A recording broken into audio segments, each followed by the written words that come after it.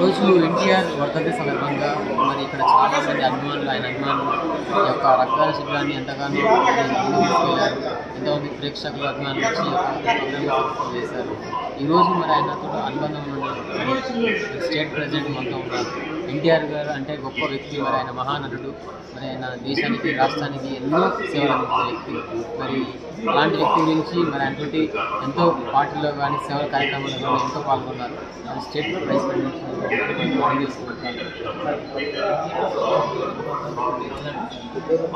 ప్రజాసేవలో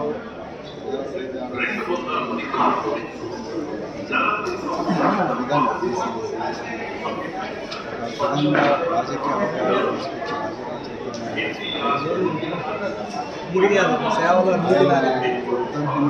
ఆవిష్కరమే కాకపోతే ఏంటంటే ఆయన అనిపించిన దారిని విడిగా తీసుకోవాలని కొనసాగిస్తాను.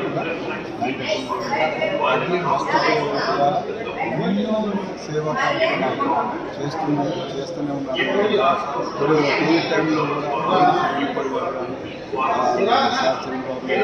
ఎన్నో సేవలు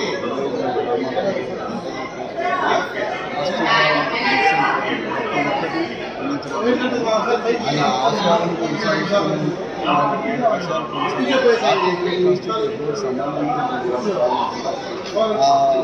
ట్రస్ట్ ద్వారా ఎన్నో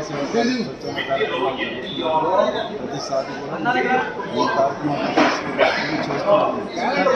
రామారావు అంటే ఒక గొప్ప మహానుభావుడే కాదు, రాజకీయ నేత కూడా. దేశాన్ని మార్పు అంటే అప్పుడున్న రాజకీయ పరిస్థితులు ఇప్పుడున్నాయి అంటే కొంతమంది మారుతున్నాయి. ఒక ఉద్దండల పరంగా కానీ పేద ప్రజలకు సాధించే అభివృద్ధి పరంగా కానీ ఉంటాయి.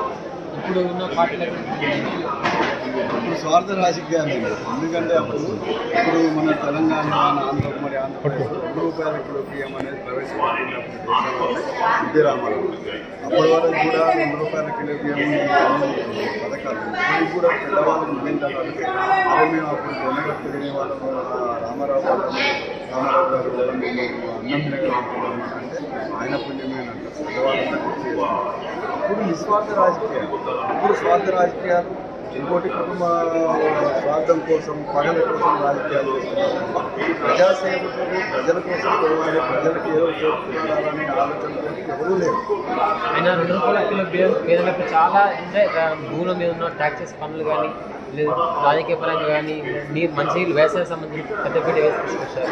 ఇప్పుడున్న పార్టీలు అటు పేద ప్రజలకు కానీ సంక్షేమ పథకాలు కానీ వాళ్ళ రాజకీయ లబ్ధి కోసం చేస్తున్నాయా, లేకపోతే అప్పటికి ఎన్టీఆర్ ఎలా చేస్తాడు ఇది ఎలా చేస్తాడు? ఇప్పుడు అనేది ప్రజల కోసం మాత్రమే పాలించిండు. అప్పుడు ప్రజా చైతన్యం తీసుకొచ్చిండు. చదువు కానీ విద్య కానీ రైతాంగాన్ని కానీ మూడు అనే నినాదాన్ని దాన్ని తీసుకొచ్చిండు. అప్పుడు విధానం వచ్చేసి ఇప్పుడు అట్లా లేదు. కుటుంబం ఏంటంటే స్వార్థం కోసం తన కుటుంబం అనేది విధంగా ముందుకు సాగుతున్నారు. ఏం లేదు.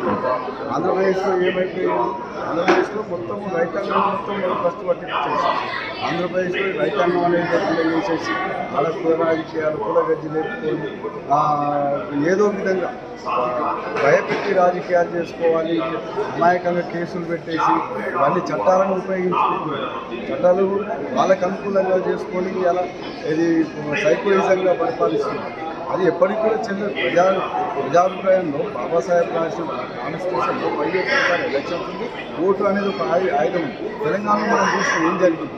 అప్పుడు ఎన్టీఆర్ పార్టీ స్థాపించిన వ్యక్తి పేదల కోసం అని ఇప్పుడు చాలామంది రామనాథ్ ఏమంటున్నారంటే ఈ తెలుగుదేశం పార్టీ ఉండదు అనేది ఆంధ్రాలో చాలామంది యొక్క అభిప్రాయాలు వైఎస్ఆర్సీపీ పార్టీ. మీరేమంటారు? ఒకటి గుర్తు నాయకుడు వచ్చి కానీ అభిమాని కార్యకర్త పోవాలి. అభిమాని కార్యకర్త ఇప్పుడు చెట్టులు కొట్టేసినంత మాత్రం మానైతే ఉంటుంది కదా, మళ్ళీ ఇగురు పెడతారు కదా. కార్యకర్త ఎట్లా పోతారు? అభిమాని నాయకుడు ఓటు ఏమంటే నాయకుడు రానంటే పోదు కదా. కార్యకర్త ఓటు కార్యకర్త ఉంటాడు. కార్యకర్త ఉంది, బలం ఉంది. తెలంగాణ బలం లేదని ఎప్పుడు అనుకో. తెలంగాణలో బలం ఉంది. మేము రాను పుంజుకుంటాం, రాజకీయ చైతన్యం తీసుకొస్తాం, మేము పేద ప్రజల కోసం పోరాడతాం. పదవులు ఉన్నా లేకున్నా కూడా మేము ప్రజల తరఫున పేద ప్రజల పార్టీ. ఒకసారి అధికారంలోకి వచ్చినంత నారా భువనేశ్వర్ గారు మరి ఒక స్కిల్ డెవలప్మెంట్ చేస్తూ మరి చంద్రబాబు గారు అలా జరగడం అనేది ఒక యుద్ధంలాగా ప్రజలు తీసుకెళ్ళింది. దానికన్నా మీరేమంటారంటే తెలుగుదేశం పార్టీ ప్రజా చైతన్యం ఎంతది అనేది బాబు గారు చంద్రబాబు నాయుడు గారు జైల్లో ఉన్నప్పుడు ప్రపంచ చరిత్రలో అన్ని రోజులు ఎవరు ధర్నా చేయలేదు. ఐటీ రంగం వాళ్ళు స్వచ్ఛందంగా మీటింగ్ పెట్టుకుంటే 2 లక్షల మంది వచ్చి ఎవరికి కూడా రాలేదు. ఇంకోటి అధికారం అక్కడ అధికారం వస్తుంది, దాంట్లో ఎటువంటి డౌట్ లేదు. ఇక్కడ కూడా మేము గుంజుకుంటాము.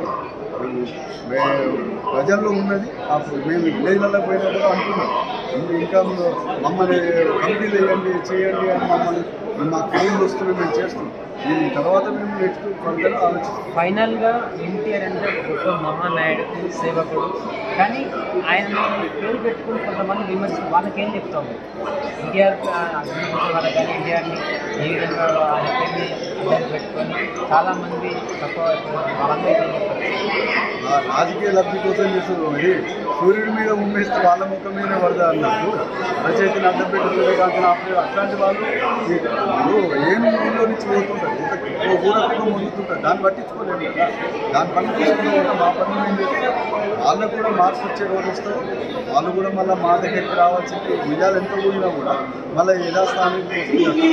మా దగ్గర నుంచి మళ్ళీ మా ముందు ఎలాంటి కార్యక్రమాలు చేస్తున్నారు? విలేజ్లలో కూడా మేము విలేజ్లలో అన్నదాన కార్యక్రమాలు కానీ ఐఏఎస్ చెకింగ్స్ అంటే కళ్ళు చెకింగ్ కానీ ఇంకా చైతన్యంగా ఈ బ్లడ్ క్యాంపులు కానీ ఇవన్నీ నిర్వహిస్తాం. మొత్తానికైతే ఎన్టీఆర్ అభిమానులు రామరోల్లో అనేక కార్యక్రమాలు నిర్వహిస్తున్నారు. వాళ్ళు తప్పకుండా ఎన్టీఆర్ అభిమాని చాటుతున్నారని చెప్తున్నారు. ఇది ఇవాళ ఎన్టీఆర్ స్పెషల్.